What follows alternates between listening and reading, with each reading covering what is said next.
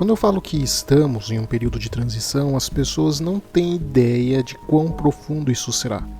Eu sei que isso parece profético, exagerado, que estou dramatizando, mas não, eu me baseio em dados e evidências.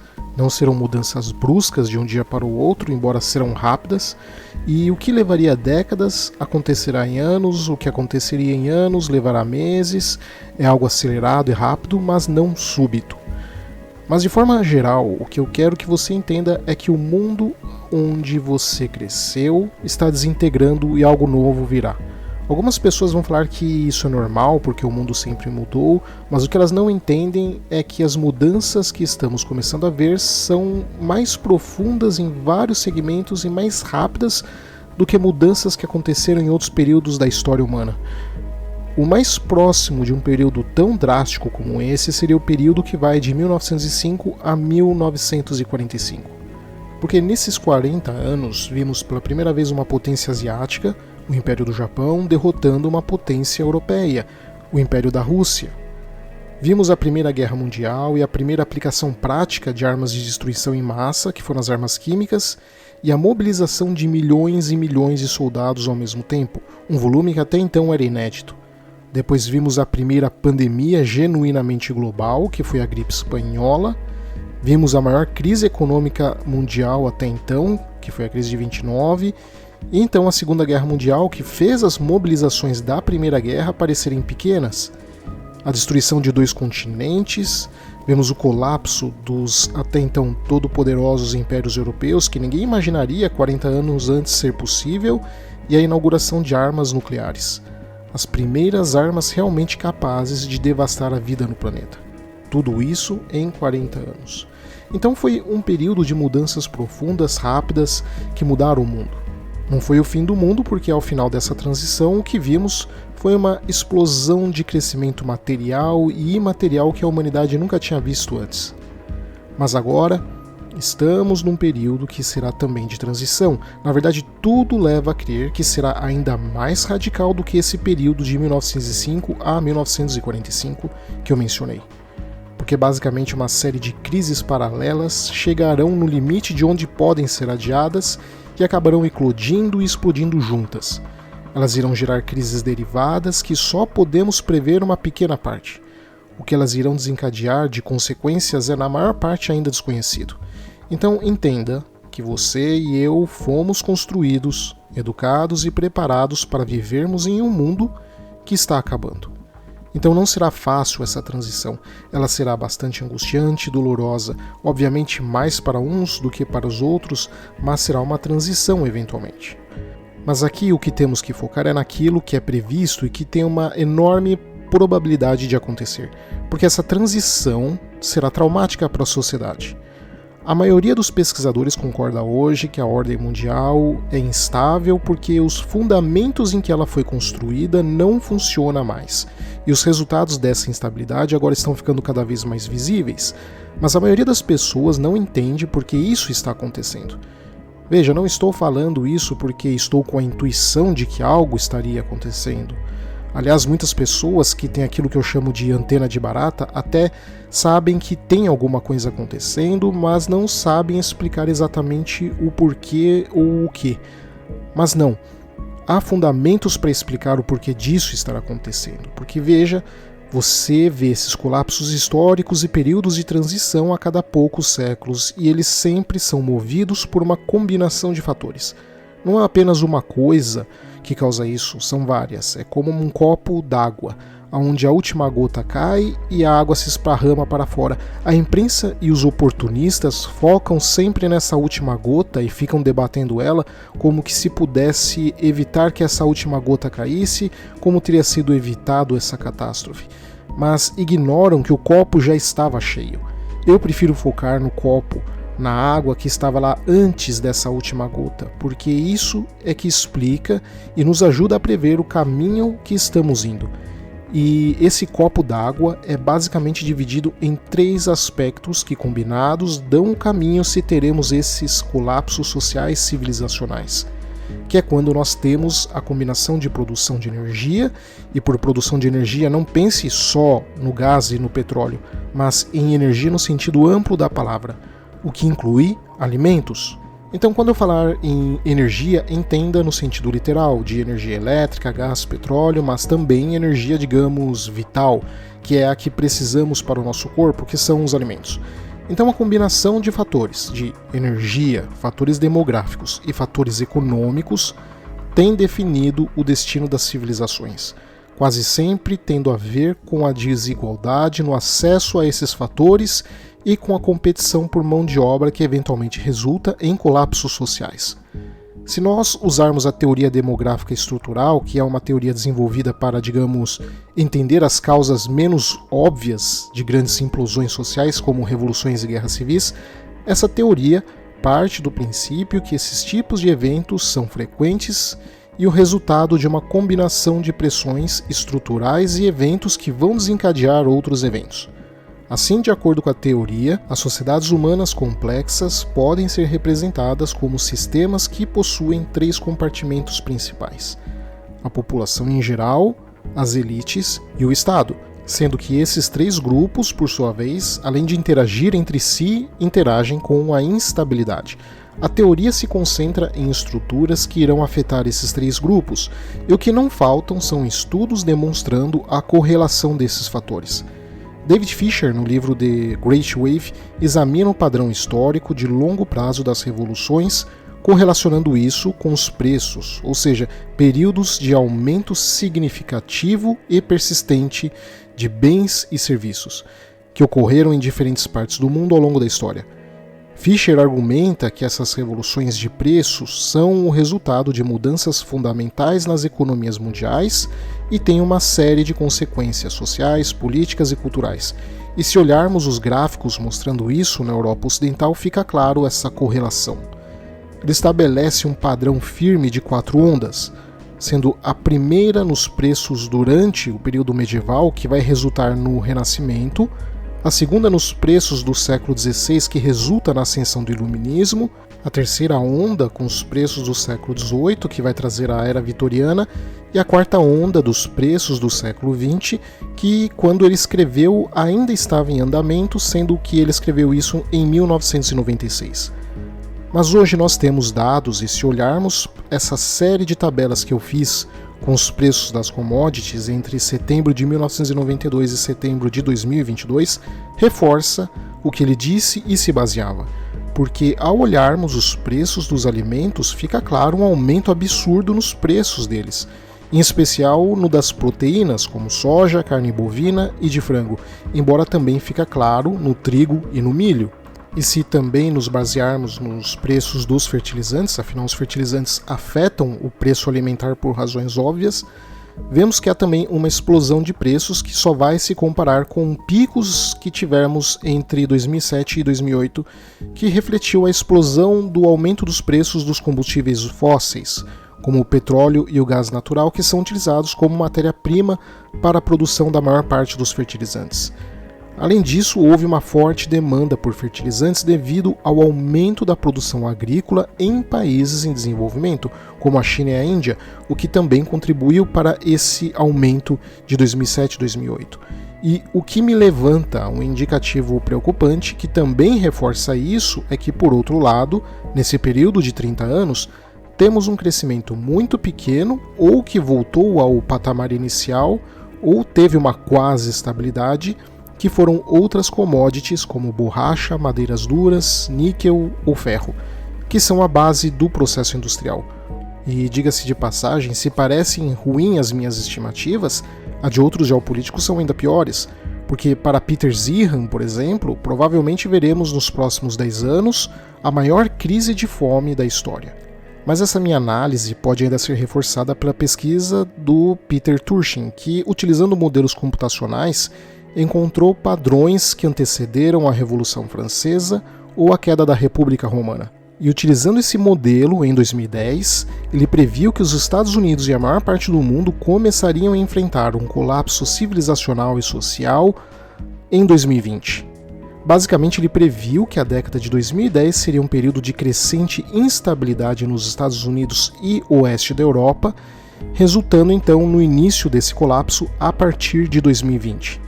Ele utiliza da análise histórica quantitativa que revela que sociedades humanas complexas são afetadas por ondas recorrentes e previsíveis de instabilidade política.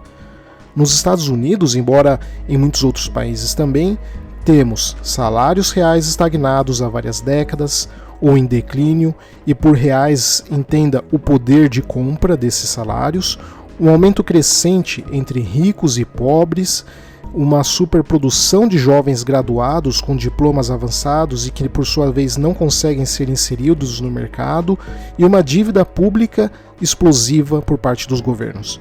Esses indicadores sociais aparentemente não têm relação, mas na verdade estão totalmente relacionados entre si. Todos eles experimentaram momentos decisivos durante a década de 1970. Historicamente, tais desenvolvimentos serviram como indicadores de instabilidade política iminente. Então, a pesquisa de Turchin revela que nós temos esses ciclos seculares, que são processos muito longos que interagem com os processos de curto prazo. Nos Estados Unidos foram picos de instabilidade de mais ou menos 50 anos aproximadamente, que ocorreram por volta de 1870, 1920 e 1970. Então, com base nessas métricas, ele previu em 2010 que outro iria ocorrer a partir de 2020. Ele não sabia exatamente o que iria ocorrer, mas que o início desse processo iria ser iniciado em 2020. Ele usa a chamada onda Kondratiev, que apesar da maior parte dos economistas não gostam dele, bate em certos padrões históricos que são interessantes e que no caso dele acabou sendo profético, porque a partir de 2020, de fato, entramos no início dessa crise. E não tenho como dizer quanto tempo ela levará para passar, mas ela é um marco dessa transição. Não acredito que será menos de 10 anos, e falo isso num sentido otimista, porque provavelmente vai ser mais. Um outro pesquisador em teoria demográfica estrutural que também acabou sendo profético foi Joshua Goldstein, ainda em 1988. Ele acreditava que algum crescimento econômico mundial revigorado poderia começar a ocorrer a partir de 1995 até 2020. E ainda previu, baseado nessas métricas, um período de guerras crescentes por volta de 2000 a 2030 e uma fase inflacionária a partir de 2010 a 2035. Temos que dar o braço a torcer, uma vez que foram previsões audaciosas, considerando que ele estava tentando prever 40 anos no futuro, mas impressiona como as métricas que ele utilizou realmente seguiram o padrão histórico passado. As projeções dele indicavam que depois de 1980, as linhas pontilhadas indicam uma área cada vez maior de futuros plausíveis, dependendo da taxa contínua do declínio hegemônico em relação ao tempo de onda longa, enquanto a linha pontilhada superior indica um declínio rápido e contínuo na hegemonia dos Estados Unidos, de modo que a guerra hegemônica poderia ser concebível bem no início da próxima fase de ascensão, que talvez iria se iniciar na década de 2010. Então, o perigo de uma guerra hegemônica poderia ser adiado até a próxima ascensão, na segunda metade do século XXI, mas um caminho intermediário entre essas possibilidades nos levaria não muito longe do precedente de 1893 a 1914, quando o perigo de uma guerra hegemônica seria muito alta, especialmente no final do próximo surto de guerra por volta de 2020. E ele prevê em 1988 que o futuro conflito pela disputa hegemônica global será entre Estados Unidos e China, já que para ele a China se encaixaria no perfil de uma possível sucessora da hegemonia, pois ela teria uma rápida industrialização em um novo estilo tecnológico que poderia eventualmente tornar a China economicamente bem-sucedida. E é claro, ele acrescenta o fator populacional, o fator geográfico e também a capacidade diplomática ou geopolítica da China, que soube separar ideologia de realismo. E para isso acontecer, para ele, bastaria que a China não se envolvesse em um possível conflito entre Estados Unidos e União Soviética.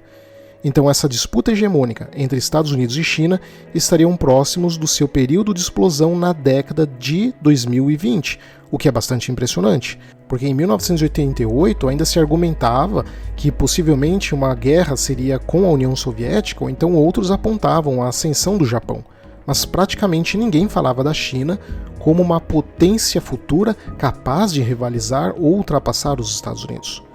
Mas então, temos essa situação da somatória de crises acontecendo ao mesmo tempo. E eu já falei aqui antes, várias vezes, que nenhuma crise me perturba tanto quanto a crise demográfica, porque ela é a mais difícil de se resolver e é a que mais irá gerar crises derivadas. A maioria ainda nem podemos prever. Porque frequentemente alguém acha que para resolver a crise da demografia bastaria uma ou outra medida, mas o que eles não entendem é que ela é o resultado da somatória de vários fatores. Não é só o custo de vida, não é só a cultura antinatalidade, não é só a urbanização, não é só o alto grau de educação que a população passou a atingir. Se fosse só um deles, seria fácil resolver. Mas o problema é que tudo isso somado e muito mais foi o que desencadeou essa crise e dificulta ainda mais resolver ela.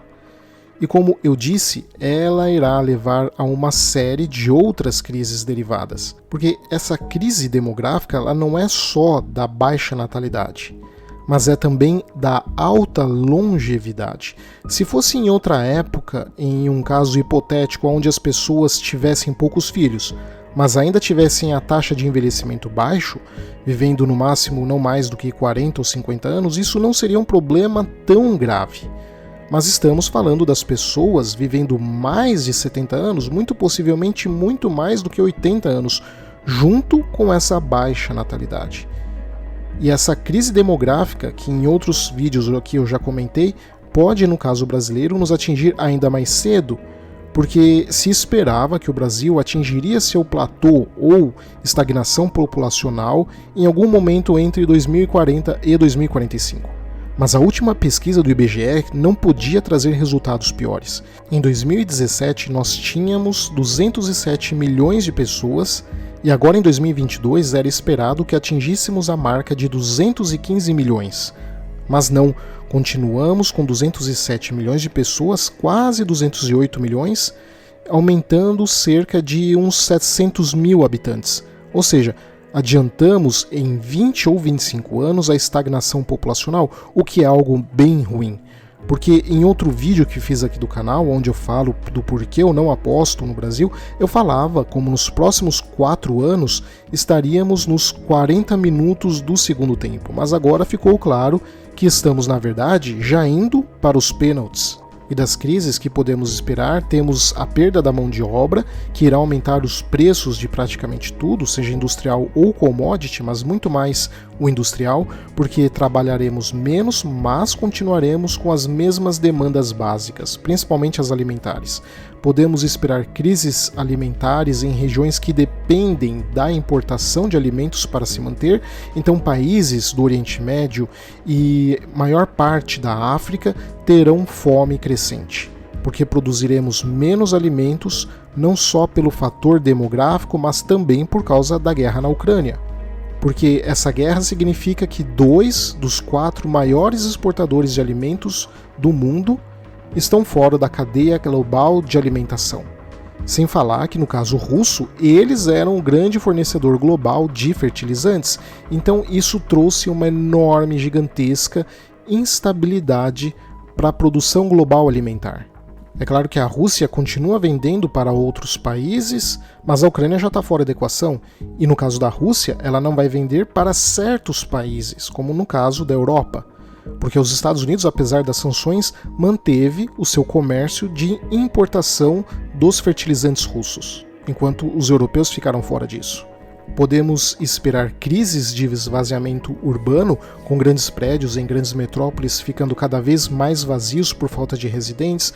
Podemos esperar mais pessoas dependendo da previdência e do Estado para sobreviver, o que por consequência vai dar mais poder para governantes e deixará eles cada vez mais autoritários. Podemos esperar choques culturais enormes por causa da imigração descontrolada, sendo o principal exemplo disso hoje a Europa, porque enquanto eles estão se preocupando em conter uma Rússia, porque já sabemos que na vida real ela não teria forças para tomar muitos países da Europa mesmo que ela quisesse, e não há indicações que ela realmente queira, eles ignoram o verdadeiro problema, que é o ódio racial e extremismo islâmico crescendo dentro dos seus próprios países. Eles estão ignorando um problema que irá de fato levá-los à beira ou talvez ao colapso, para se preocupar com a Rússia, que é um problema mais do que suficientemente contido. Enfim, são várias crises previsíveis e um tanto de outras que não podemos ainda imaginar. E isso nos traz a um outro ponto, que é o mito que os entusiastas da tecnologia vendem, que é o mito de que a tecnologia nos salvará, que poderemos suprir todos esses problemas demográficos com robôs e inteligência artificial como se vivêssemos no mundo dos Jetsons. E isso é um exagero que me preocupa, porque ao invés de buscarem soluções reais para essa crise, que preciso deixar claro, será a maior crise da humanidade após a Revolução Industrial, as lideranças mundiais ficam enrolando e acreditando em milagres tecnológicos para nos salvar. Estamos literalmente apostando em uma solução nunca antes testada para lidar com um problema nunca antes enfrentado. Não precisa ser um grande matemático para saber que as probabilidades são muito ruins. Além disso, me vem ainda dois problemas com esse entusiasmo pela tecnologia. O primeiro é que, diferente do imaginário popular, nós não estamos nos desenvolvendo tecnologicamente tão rápido quanto as pessoas pensam. Na verdade, há fortes indícios de que estaríamos desacelerando. As pessoas veem novos aplicativos ou inteligências artificiais como o ChatGPT ou o Midjourney e ficam maravilhadas. Mas o problema é que a vasta maior parte das tecnologias não são novas, apenas estão se popularizando. Na verdade, estamos confundindo acesso e popularização com inovação. E há fortes evidências nessa direção. O primeiro sinal é que a inovação tecnológica tende a se correlacionar fortemente com o crescimento econômico. É por isso que, ao observar o crescimento do PIB real nas economias avançadas e globais, é tão preocupante, porque desde a década de 1970, o crescimento do PIB e a produção econômica global diminuíram rapidamente ano após ano, com sinais de desaceleração. Desde 1970, nossa atividade de patentes parece ter se concentrado principalmente em melhorias graduais nas tecnologias já existentes. A linha azul representa foco em melhorias iterativas e ganhos constantes. As outras linhas representam nossa capacidade de inventar novas ideias e descobrir novos domínios da ciência e da tecnologia. Se usarmos os dados para visualizar os resultados, fica claro que o número de originações e combinações tecnologicamente novas diminuiu por um tempo e até teve uma queda mais severa recentemente. Outro motivo é que, aparentemente, até que produzimos sim muita ciência, porque veja, em 2004 produzíamos, em média, uma página de artigo científico no mundo por segundo. É um número extremamente alto e, obviamente, de lá para cá isso aumentou muito, muito mais. Aliás, aumentou praticamente de forma industrial e predatória. Não raramente universidades de elite no mundo consideram, na contratação e manutenção do cargo de docentes e pesquisadores, a quantidade da sua produção de papers. É uma cobrança assustadora para quem está em início de carreira científica. E o resultado é que quanto mais produção, menor a qualidade. Basicamente, o importante é publicar e na vasta maioria das vezes, os artigos tendem a ser repetitivos. E isso fica, sem dúvidas, quando vemos a pesquisa dos professores Russell Funk, Michael Park e a professora Ellen Leahy, que observaram que, apesar do que foi a expansão sem precedentes da produção imaterial e tecnológica que encontramos nos últimos séculos, a taxa de inovação na ciência está diminuindo. Documentos, patentes e até pedidos de concessão tornaram-se menos inovadores em relação a trabalhos anteriores e menos propensos a conectar áreas diferentes do conhecimento, sendo isso algo vital para a inovação. A diferença entre o ano da descoberta e a concessão de um prêmio Nobel também aumentou, sugerindo que as contribuições de hoje não se comparam ao passado. Exatamente porque essa desaceleração está ocorrendo e a verdadeira extensão dela não é clara. Isto levou a equipe de pesquisa a analisar dados de 45 milhões de artigos e 3 milhões e 900 mil pedidos de patentes entre 1945 a 2010. Eles se baseiam em teorias fundamentais da mudança científica e tecnológica para caracterizar o que é inovação. Essas teorias propõem dois tipos diferentes de avanços: aqueles que melhoram o conhecimento científico existente e, portanto, consolidam, digamos assim, o status quo científico, e aqueles que interrompem o conhecimento existente, impulsionando pesquisas subsequentes em novas direções. E para quantificar isso, eles criaram o chamado índice CD. E acompanhando como esse índice CD mudou ao longo do tempo, os pesquisadores concluíram que documentos e patentes agora têm menos probabilidade de causar interrupções e têm maior probabilidade de se consolidarem, uma taxa em declínio desde 1980. Outro indício importante é o preço do armazenamento de dados, que diminuiu nos últimos 50 anos, principalmente entre 2000 e 2010, mas que agora também está caminhando para a estagnação. Apesar de lidarmos com mais e mais dados, o custo não tem caído mais como antes, o que pode também vir a ser um indicativo desse problema. Mas há um último aspecto que eu quero mencionar para mostrar que realmente estamos indo na direção de uma possível estagnação tecnológica e porque não podemos então contar com ela para nos salvar, que é a lei de Moore, que basicamente consiste que o número de transistores dos chips dobra pelo mesmo custo a cada 2 anos. E hoje estamos muito perto do limite físico para que isso aconteça. Provavelmente será em 2025 também, com os transistores chegando a 2 nanômetros. E o que isso importa é que, bom, a partir daí os custos serão cada vez maiores. E com custos cada vez maiores, mais empecilhos para as pesquisas, porque elas geram custos. E somando todo o contexto que eu mencionei, o cenário fica bastante claro. Eu sei que alguns especialistas vão falar em computação quântica, mas serão poucos os países que terão isso e mesmo eles vão enfrentar a escassez de técnicos para esse tipo de tecnologia, porque ela já é escassa hoje. E bom, é importante também lembrar que a maior parte dos países, principalmente nós aqui no Brasil, não temos o grau de robotização e industrialização de uma Coreia do Sul, um Japão ou uma Alemanha. Então, a maior parte dos países enfrentarão a crise demográfica sem ter os recursos que esses ultradesenvolvidos têm. E como eu disse antes, não temos garantia de que, ao apostar na inteligência artificial e em robôs, isso seria a solução. Isso é especulativo. E dado como provavelmente estamos entrando em uma provável fase de estagnação tecnológica, nem mesmo essa aposta provavelmente poderá ser testada. Essa recente quebra de várias empresas de tecnologia também é um reflexo disso. É o mercado tecnológico se reagrupando e se reassentando porque houveram muitos abusos. Se investiu uma quantidade colossal de dinheiro em processos e métodos que não geraram a inovação esperada ou prometida. Ou não andaram, ou andaram muito pouco. E somando essa quebradeira nas empresas de tecnologia, ao mesmo tempo com aumento grande de commodities alimentares e de energia, fica claro que o cenário é perturbador. Então nós temos aqui 2 problemas muito grandes: a crise demográfica e uma possível crise tecnológica. Porque aqui entra a questão que eu quero que você entenda bem.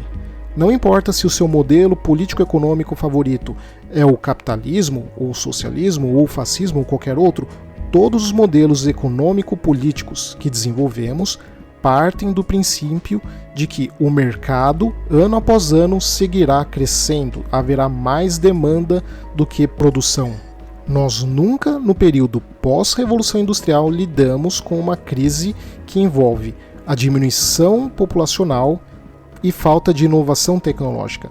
Se nós pegarmos a linha do tempo, essas 2 métricas sempre cresceram e pela primeira vez, desde a Revolução Industrial, elas começam a desacelerar e possivelmente a estagnar. É claro que isso não é o fim do mundo, como eu disse, é uma transição para alguma coisa que não sabemos.